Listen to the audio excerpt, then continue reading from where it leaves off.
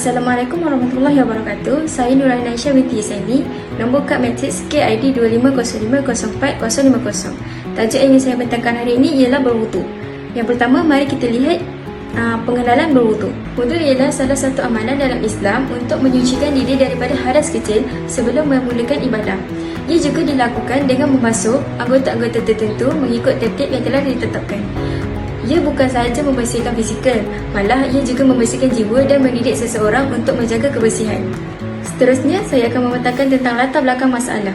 Terdapat segelintir individu yang mengambil ringan tentang masalah berwuduk dengan betul dan tertib. Selain itu, ada juga yang mengambil ringan perkara seperti niat dan membasuh anggota tubuh badan dengan sempurna. Hal ini menyebabkan ibadah seseorang menjadi tidak sah. Seterusnya, objektif pembelajaran. Yang pertama, daripada subjek yang kita belajar iaitu berwuduk, murid-murid dapat mengetahui maksud-maksud berwuduk. Yang kedua, murid-murid dapat mengetahui rukun-rukun berwuduk. Murid-murid dapat melakukan wuduk dengan betul dan tertib. Seterusnya, mari kita lihat rukun wuduk, sunat wuduk dan perkara yang membatalkan wuduk. Assalamualaikum warahmatullahi wabarakatuh murid-murid. Hari ini macam semua tahu, kita nak belajar tajuk wuduk. Okey, bahagian cikgu nak terangkan adalah rukun wuduk. Murid-murid tahu tak macam mana rukun wuduk ni? Okey, yang pertama sekali cikgu nak terangkan rukun wuduk yang pertama adalah niat. Niat kita nak ambil wuduk tu mestilah kerana Allah. Apa-apa ibadah yang kita buat pun mestilah kena ada niat. Okey, rukun wuduk yang kedua pula membasuh muka. Membasuh muka ni macam mana? Kat sini je ke? Kat sini ke? Tak. Basuh muka ni mestilah air tu daripada bahagian yang tumbuh anak rambut, dari pinggang kanan hingga ke pinggang kiri sini hingga ke bawah dagu. Kalau tak kena air, tak sahlah wuduk kita. Okay, rukun wuduk yang ketiga pula membasuh kedua-dua tangan, dari tangan hingga ke siku. Tangan kanan dari hujung jari ni sampai ke siku mestilah kena air. Sama juga kiri, dari hujung jari sampai ke siku mestilah kena air.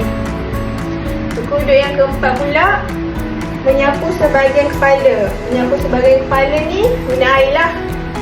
Bukan dekat belakang sini, bukan, mestilah kat depan sini. Mesti kena air dekat sini. Okay, rukun wuduk yang kelima pula membasuh kaki, membasuh kedua-dua kaki hingga ke buku lali. Dari hujung jari sampai ke buku lali tu mesti kena air. Sama juga kiri kanan, dua-dua sampai ke buku lali. Kalau tak kena air, tak salah wuduk kita. Okay, yang terakhir, rukun wuduk yang terakhir adalah tertib.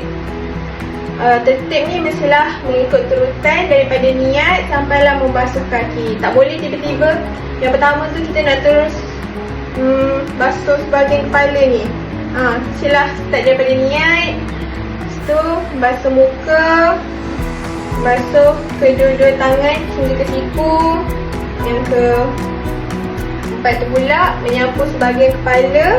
Yang kelima membasuh kedua-dua belah kaki hingga ke buku lali. Barulah dikira tertib. Okay, murid faham tak?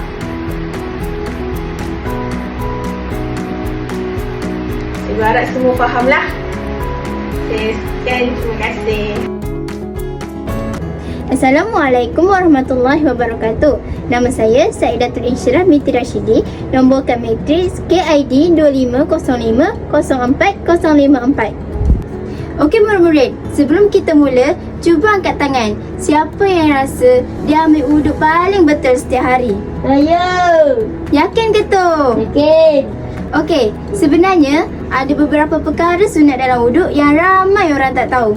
Hari ini kita akan bongkar satu persatu supaya wuduk kita bukan sekadar sah, tapi lagi sempurna. Yang pertama, membaca basmalah di awal membasuh tangan.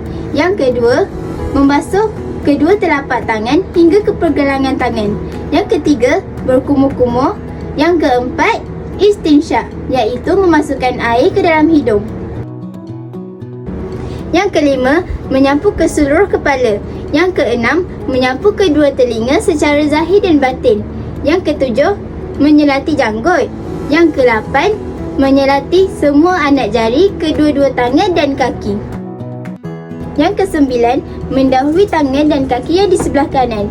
Yang ke-10, menyapu dan membasuh anggota wuduk sebanyak 3 kali. Dan yang terakhir, mualah, iaitu mengambil wuduk secara berterusan dan tidak boleh berhenti.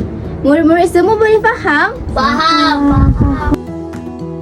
Okey murid-murid, semangat lagi tak nak belajar topik kita yang terakhir? Semangat. Okey, topik seterusnya kita akan meneliti apakah perkara yang membatalkan wuduk supaya kita lebih berhati-hati. Yang pertama, keluar sesuatu daripada kubul atau dubur, seperti membuang hadas kecil dan membuang hadas besar. Yang kedua, tidur yang tidak tetap papan pongkongnya. Ustazah, apa maksud dia? Maksudnya awak tidur bergerak-gerak, kiri ke kanan, tidur yang tak statik. Boleh faham? Boleh. Yang ketiga, hilang akal seperti pitam atau mabuk. Yang keempat, menyentuh kemaluan manusia dengan tapak tangan. Dan yang terakhir, menyentuh kulit perempuan yang bukan mahramnya tanpa berlapis. Assalamualaikum warahmatullahi wabarakatuh. Saya Nur Aufa Farhana binti Muhammad Hazali. Nombor matrik KID B505040444. Untuk soalan aktiviti kita ada 3 bahagian, iaitu soalan objektif, struktur dan mix.